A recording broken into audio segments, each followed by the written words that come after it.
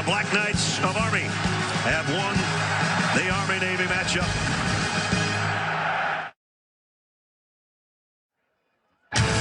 CBS Sports College Football Postgame Show is presented by Rocket Mortgage. Oh, what a game. And LSU leaves Tuscaloosa a winner, but they don't really want to leave yet. They're soaking this up here at Bryant-Denny Stadium after defeating the Tide 46-41 and ending Alabama's 31-game home winning streak. And we'll see what that does for the playoff hopes as well. No doubt it boosted the Tigers as we welcome you to the College Football Postgame Show presented by Rocket Mortgage and Coach O with a big smile and Joe Burrow, B-U-R-R-E-A-U-X. What a performance by this guy, carried off into the night by his dudes, by his teammates. 46-41 winners. Number 2 comes to number 3's town and wins, ending their 8-game losing streak against the Tide. Fixing his hair, or can't believe it, I'm not sure. We welcome you in, Rick Neuheisel and Brian Jones, and an amazing performance. The Tide rose up a couple times after trailing by 20, but could not stop Joe Burrow in that attack. Rarely when you have this kind of build-up for a game does the game deliver, and yet this game delivered and then some. And give credit to the Tide. You were exactly right. Down 3 scores at half. They could have folded up the tents. That's not how they were built. They came out and gave an unbelievable effort, fought to the finish. But this was about Joe Burrow.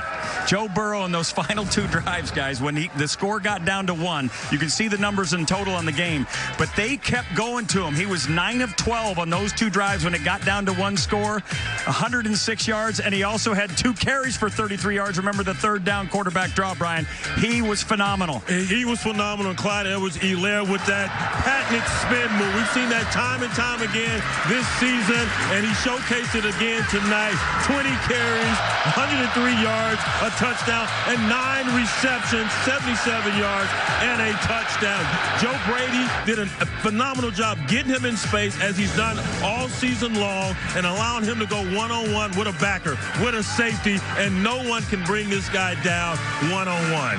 It's the major difference of the offense is him getting out of the backfield and having an escape hatch for the quarterback. And the whole first half, we were talking about the passing attack. It was the most points an Alabama coach, Nick Saban coached Alabama team had ever given up in a half. That second half was more about the running back and Joe Burrow running in big spots. We talked before the game, in 11 years, there had only been 4 teams that came in here and won. This is number 5. 2 of those 4 teams had a Heisman Trophy quarterback. I think Burrow's in line to be the 3rd. I would agree. We were standing on the sideline saying this is his Heisman moment when Alabama cut it to 5 there. He had to will his team to a victory, to another score, and they did that. And Joe Brady, he earned his money tonight. There's a reason he and Emsminger were partnered together for a game like this, and the play calling was exceptional. Kept Alabama on their heels all night long on the defensive side of the ball. And they've been doing it all season. They're the first team since Miami in 1987 to beat 4 top 10 teams. I want to remind you that tonight on CBS, it's a night of comedy and drama, beginning with Mom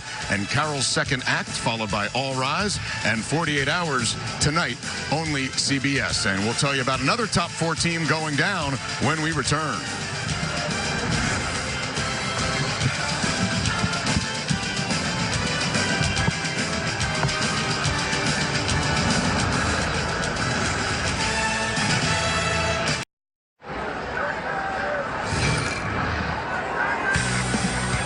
We are back here on the College Football Postgame Show presented by Rocket Mortgage. And, that's a good one.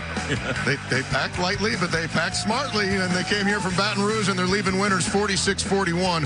A high-scoring SEC West tilt. Meantime, another meeting of 2 8-0 teams, and it was Minnesota intercepting Sean Clifford 3 times. Nervous time, and there he is. Jordan Howard with the pick.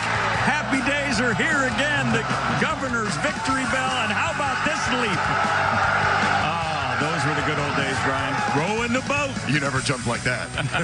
Minnesota is 9-0 for the first time since 1904 as Penn State takes its first loss of the season, and there was a little bit of a surprise where they were number 4 instead of Clemson in the first CFP rankings, which are obviously due for a change here with LSU beating Alabama here.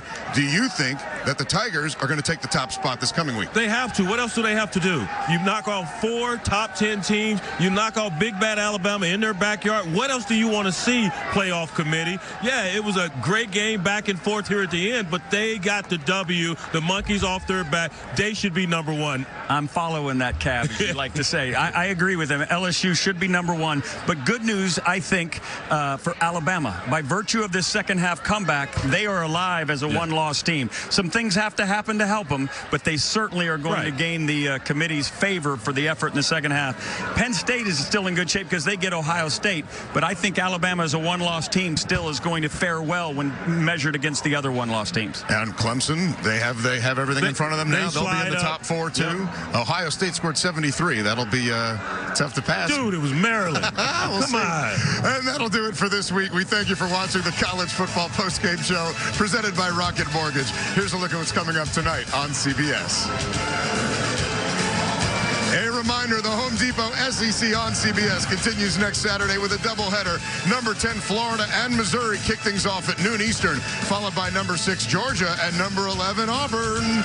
The NFL on CBS kicks off tomorrow with regional action. Most will see the Chiefs and Titans. That all gets started at noon Eastern with the NFL Today. For all of us from Tuscaloosa, have a good evening. Enjoy the rest of your weekend. And way to go, Joe.